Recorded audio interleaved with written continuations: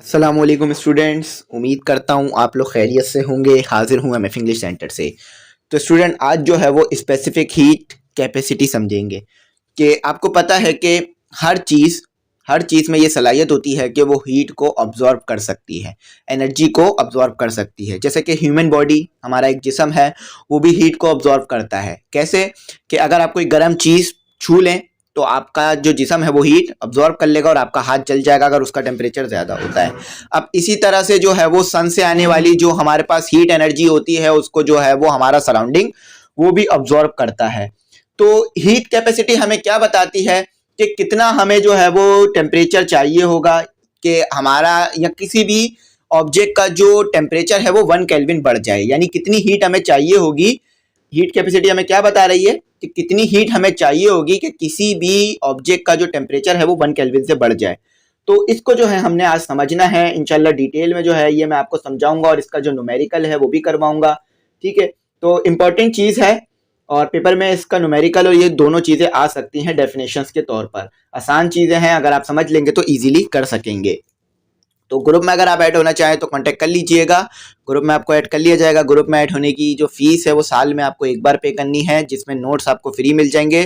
ठीक है, तमाम सब्जेक्ट के, जैसे कि इंग्लिश, उर्दू, इस्लामियत के और दूसरी चीज़ें भी आपको ग्रुप में मिल जाएंगी, लेक्चर्स और तमाम चीज़ें। अच्छा, अब पढ़ते हैं हीट कैपेसिटी होती क्या है। तो heat capacity is a term in physics that describe how much heat is added to substance to raise its temperature by 1 Celsius. तो हीट कैपेसिटी क्या है? हीट कैपेसिटी ये है कि कितना जो है आप किसी सब्सटेंस को हीट देंगे, यानी कितनी उसे हीट चाहिए होगी कि वो जो अपना टेम्परेचर है 1 सेल्सियस से बढ़ा ले।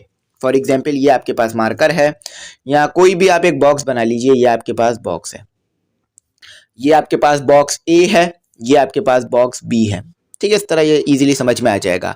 तो बॉक्स ए जो है वो ज्यादा हीट देने पे गर्म होता है और बॉक्स बी जो है वो कम हीट देने पे गर्म होता है। तो इसका जो हीट है यानी एच लिख लीजिए, ये ज्यादा है और इसका जो एच है ये कम है।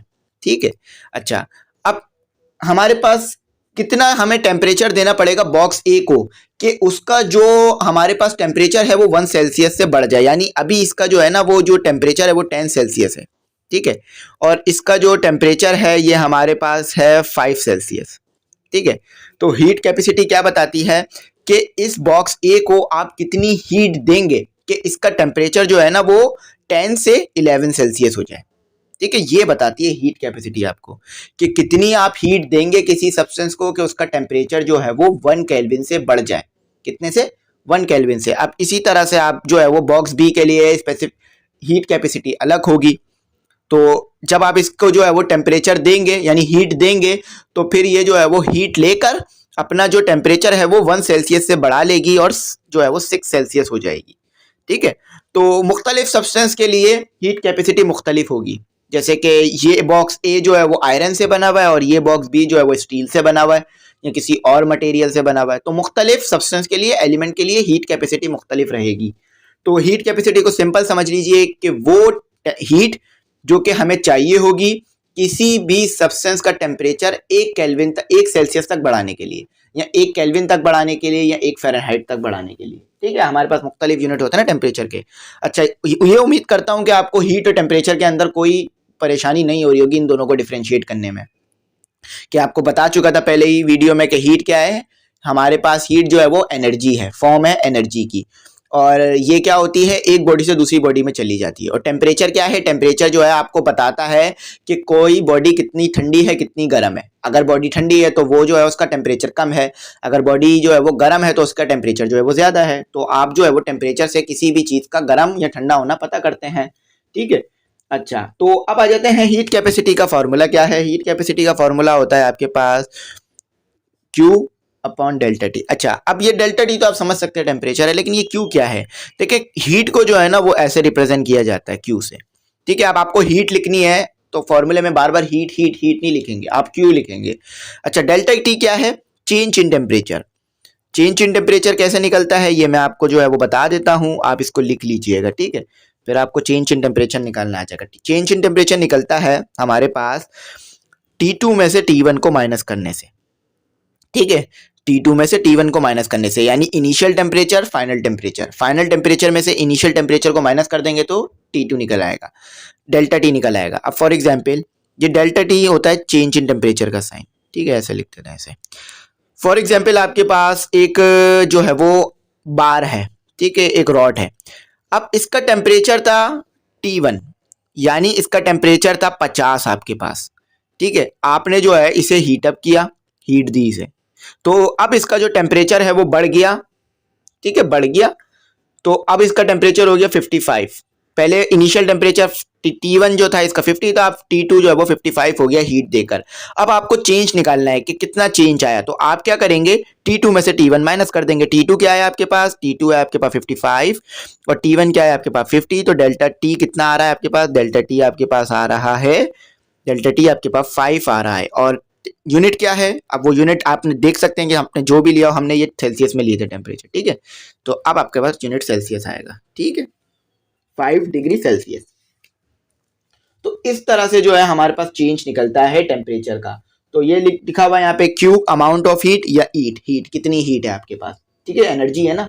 अच्छा, यहाँ पे लिखा हुआ है कि heat capacity depend upon the nature of material. For example 2 beakers contain equal masses of water and oil are heated by the same gas burner for 3 minutes, then it is observed that the temperature of oil may rise twice the water। तो यहाँ कहा जा रहा है कि आपको पता है कि ऑयल का नेचर अलग है और वाटर का नेचर अलग है।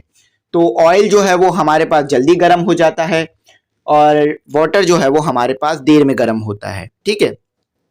तो यहाँ पर यही बात की जा रही है। अच्छा, ऑयल जल्दी क्यों गर्म होता है, क्योंकि ऑयल में जो है ना वो वेपर्स नहीं बनते, ऑयल में क्या नहीं बनते, वेपर्स नहीं बनते, तो इसलिए वो जल्दी गर्म होता है।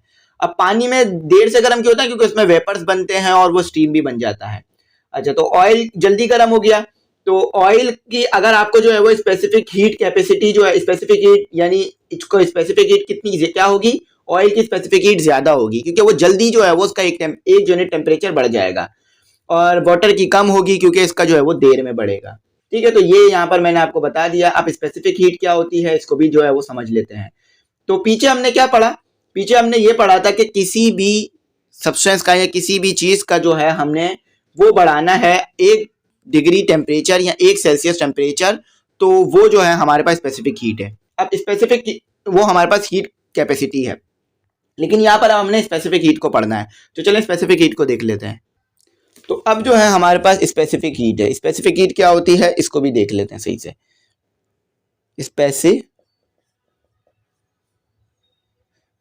इसकी स्पेलिंग को जो है वो मैं थोड़ा सही करके लिख देता हूं। तो अब हम जो है वो स्पेसिफिक हीट देख लेते हैं कि हमारे पास स्पेसिफिक हीट क्या होती है। स्पेसिफिक हीट कैपेसिटी, ठीक है। तो स्पेसिफिक हीट कैपेसिटी देखते हैं। देखिए यहाँ पे कहा जा रहा है कि when comparing the heat capacity of different substance we are actually talking about their specific heat capacity. तो यहाँ कहा जा रहा है कि amounts of heat required to raise the temperature of 1 kg of a substance through 1 Celsius is called specific heat capacity of a substance. तो specific heat capacity क्या है कि किसी भी 1 kg यानी किसी भी 1 kg मास का टेम्परेचर बढ़ाने के लिए, 1 सेल्सियस टेम्परेचर बढ़ाने के लिए जितनी हीट आपको चाहिए होगी वो आपके पास स्पेसिफिक हीट कैपेसिटी होगी। हीट कैपेसिटी में मास का जिक्र नहीं था, लेकिन स्पेसिफिक हीट कैपेसिटी में मास का जिक्र है, और इसका फॉर्मूला होगा आपके पास C is equal to delta Q upon m delta T. ये जो है आपका फॉर्मूला है इसका, ठीक है। ये क्या है आपके पास फॉर्मूला। अच्छा, अब इसी में ना यहाँ पर एक C भी आ रहा है, ठीक है, यहाँ पर आपके पास एक C भी आ रहा है। तो C क्या है, C जो है वो एक कांस्टेंट है। C क्या है आपके पास, ये एक कांस्टेंट है जिसे हम जो है वो हीट कैपेसिटी भी कहते हैं। यानी इस कांस्टेंट का जो हमारे पास नाम है वो हम आगे देख लेते हैं और इसको पढ़ लेते हैं। तो ये फॉर्मूला क्या कहता है कि अगर आपको किसी भी जो है वो यूनिट मास यानी किसी भी 1 kg मास का 1 केल्विन टेम्परेचर बढ़ाने के लिए जो हीट चाहिए होगी उसे बोलेंगे आप स्पेसिफिक हीट कैपेसिटी। आगे लिखा हुआ है आपको C कांस्टेंट के बारे में बताया जा रहा है। Where C is constant which depend upon nature of material of the body, this constant is called as specific heat capacity और heat capacity। तो ये जो C है ना, C इसे जो है वो कांस्टेंट कहा जाता है, ठीक है, कांस्टेंट कहा जाता है। और इसको कांस्टेंट का इसका नाम क्या है, इसके दो नाम यहाँ पे दिए हुए हैं, एक स्पेसिफिक हीट कैपेसिटी और स्पेसिफिक हीट कहा जाता है। ठीक है, दो नाम है इसके, स्पेसिफिक हीट कैपेसिटी या स्पेसिफिक हीट। और इसका ऐसा यूनिट क्या है, इसका ऐसा यूनिट जो है वो आपको यहाँ पर दिया हुआ है। देखिए यहाँ से यूनिट बना लेते हैं। हीट का यूनिट होता है जाउल, जूल होता है, और मास का यूनिट होता है केजी, और टेम्परेचर का यूनिट होता है केल्विन। ऐसा यूनिट लेना है, तो इसको ऐसे लिख लीजिए, इसको भी ऐसे भी लिख सकते हैं, जूल, केजी इनवर्स और केल्विन इनवर्स। ये आपके पास आ गया इसका एसआई यूनिट। ठीक है, स्पेसिफिक हीट कैपेसिटी या स्पेसिफिक हीट का, तो ये इसका जो है यूनिट आ गया आपके पास। और ये यहाँ भी लिख के दिया हुआ है आपको, यहाँ पे लिखा हुआ effect due to large specific heat of water. तो यहाँ पर जो है ना हमें बताया जा रहा है कि स्पेसिफिक हीट जो है ना वाटर की वो लार्ज है, यानी वाटर जो है ना वो जल्दी आपके पास गर्म नहीं होगा। यानी 1 kg वाटर है आपके पास और आप चाहते हैं कि उसका टेम्परेचर 1 केल्विन से बढ़ा दें, तो वो जल्दी नहीं बढ़ेगा। उसके लिए आपको काफ़ी मेहनत करनी पड़ेगी, काफ़ी ज़्यादा जो है वो हीट देनी पड़ेगी। अब क्यों क्यों इसका जो है बड़ा फ़ायदा भी है हमारे पास, और ये हमें नीचे दिया हुआ है, तो इसे देखते हैं। We know that water has a large specific heat due to this quality it play an important role in everyday life. तो हमें पता है कि स्पेसिफिक हीट जो है या स्पेसिफिक हीट कैपेसिटी जो है वाटर की वो ज़्यादा होती है। यानी अगर वाटर को गर्म करना है, 1 केल्विन टेम्परेचर उसका बढ़ाना है, तो आपको जो है वो ज़्यादा हीट देनी पड़ती है। ठीक है, 1 kg वाटर को अगर आपने 1 केल्विन टेम्परेचर बढ़ाना है तो। अब इससे फायदा क्या होता है पूरी दुनिया को, ये देखें जो सन से हमारे पास वो आती है ना रेस, जो हमारे पास इलेक्ट्रोमैग्नेटिक रेज आती हैं, जो फोटॉन्स आते हैं, जो एनर्जी हमें सन से मिलती है। अगर पानी ना हो दुनिया में, अगर समंदर ना हो, तो क्या होगा कि ये डायरेक्ट हमें जो है वो रिफ्लेक्ट करेंगी ज़मीन से और जो है हम पर आके लगेंगी और हम जल जाएंगे अगर दुनिया से पानी कम हो जाए। आप देखते हैं ना जहाँ पर पानी नहीं होता रेगिस्तान में, वहाँ पर आपको ज़्यादा हीट महसूस होती है। क्यों? क्योंकि रेगिस्तान में पानी नहीं होता, पानी जो है वो हीट अब्जॉर्ब करता नहीं है, तो सूरज की रोशनी डायरेक्ट आपको लग रही होती है और आगे पीछे से भी टकराकर रोशनी और आगे पीछे से भी हीट टकराकर हमें मिलती है, तो इसलिए वहां पर ज्यादा टेम्परेचर होता है। और जहां पर आपने देखा है समंदर होता है, वहां पर टेम्परेचर कम हो रहा होता है, चाहे गर्मी ही ज्यादा क्यों ना हो। क्यों?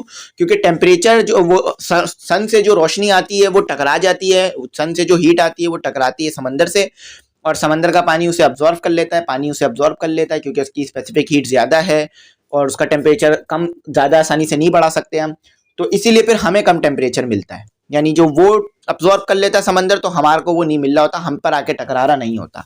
यानी फॉर एग्जाम्पल ऐसे होता है ये काम, ये अर्थ का सरफेस है और वाटर है, और यहाँ पर आप ज़मीन पर खड़े हुए हैं, ठीक है, समंदर के किनारे समझ लीजिए आप खड़े हुए हैं। तो ये जो रोशनी यहाँ से आ रही है ना, ये जो रोशनी आपको भी मिल रही है, ठीक है, आपको भी मिल रही है और पानी को भी लग रही है। अच्छा, पानी पे जब ये रोशनी लगती है ना, तो ये आपको पानी में अब्जॉर्ब हो जाती है। लेकिन जब यही रोशनी जो है ना, यही लाइट जो है और यही हीट जो है, जब इससे टकराती है ना ज़मीन से, तो फिर ये आपको भी लगती है और यूं भी लगती है। अच्छा, अब अगर यही फ्लैट सरफेस होता ना, तो ये यहाँ से टकरा कर ये डबल हो जाती, ठीक है, इस तरह से ये डबल हो जाती, आपको ज़्यादा हीट मिलती। तो इस तरह से ये काम हो रहा होता है। अच्छा, यहाँ पे यही बात लिखी हुई है, the large amount of water in ocean and lakes help to maintain the temperature range in their surrounding. तो ये जो ज़्यादा हमारे पास पानी होता है ना, चाहे वो ज़मीन में, चाहे वो दरियाओं का पानी हो या समंदर का पानी हो, तो वो हीट को अब्जॉर्ब कर लेता है और हमें जो है वो टेम्परेचर मेंटेन रहता है और टेम्परेचर नहीं बढ़ता। ठीक है, water with coolant is use to reduce the temperature of engine through radiator of vehicle. तो आपने देखा होगा कि टेम्परेचर को कम करने के लिए, यानी इंजन में टेम्परेचर को कम करने के लिए आप देखते हैं कि पानी का इस्तेमाल किया जाता है। आपने अक्सर डालते हुए देखा होगा लोगों को कि वो बोनेट खोल के पानी डाल रहे होते हैं। अब ऐसा तो नहीं है कि गाड़ी पानी पीती है, इसके लिए वो पानी यूँ डालते हैं ताकि जो इंजन है ना वो ज़्यादा गर्म नहीं हो, ठीक है, वो ठंडा रहे।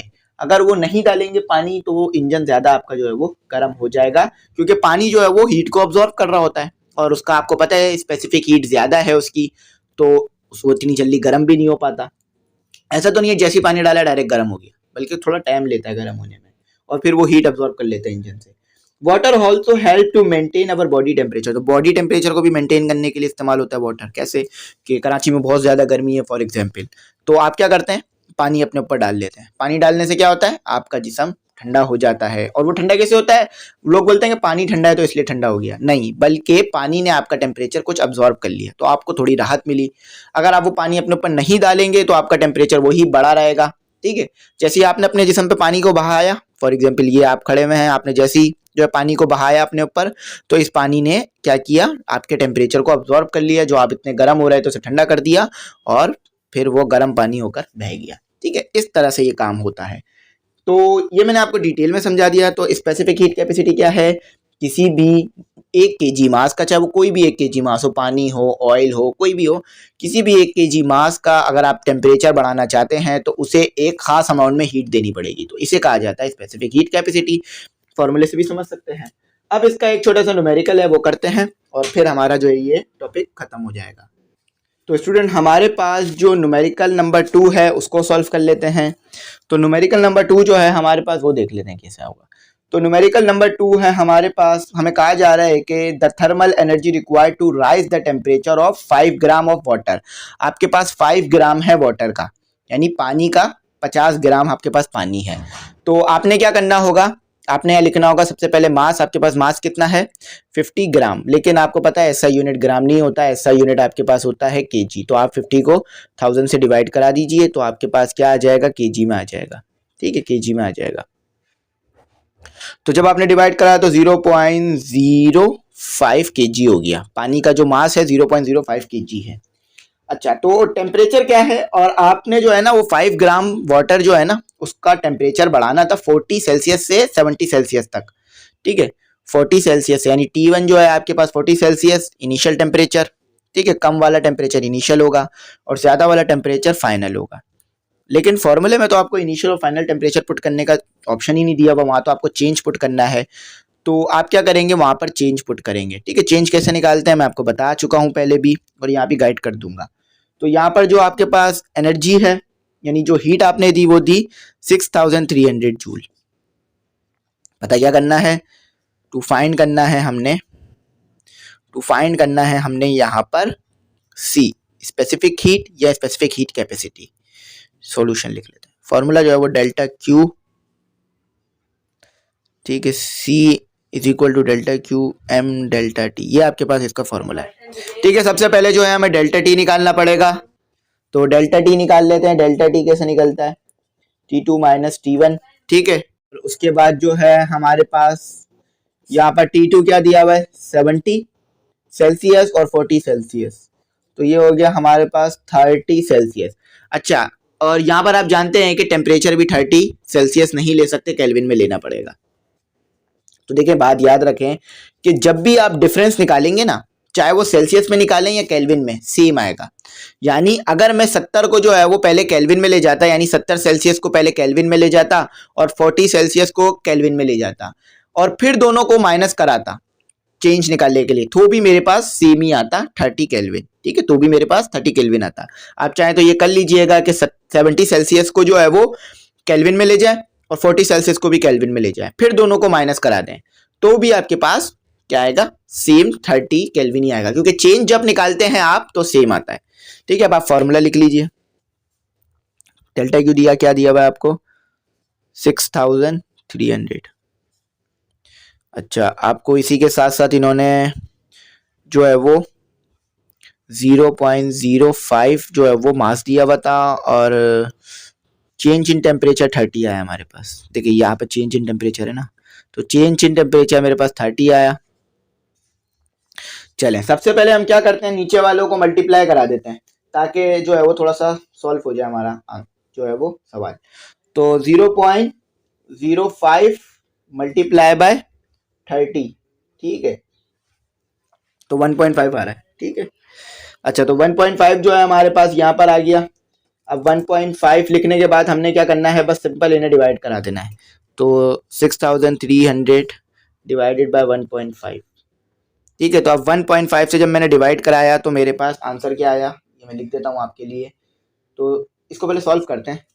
6300 multiply by 1.5, the answer is तो जब मैंने 6300 को डिवाइड किया 1.5 से तो मेरे पास आया 4200।